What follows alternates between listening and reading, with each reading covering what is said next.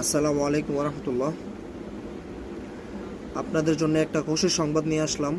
আপনারা শুনে অত্যন্ত আনন্দিত হবেন।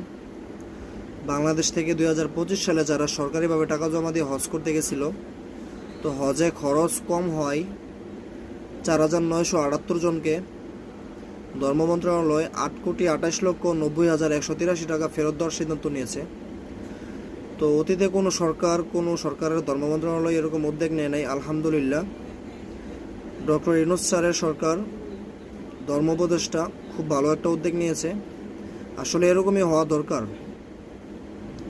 4,978 জনকে 8,28,90,183 টাকা ফেরত দেওয়া হবে, যাদের মাথা পিছু পড়বে 16,651 টাকা করে।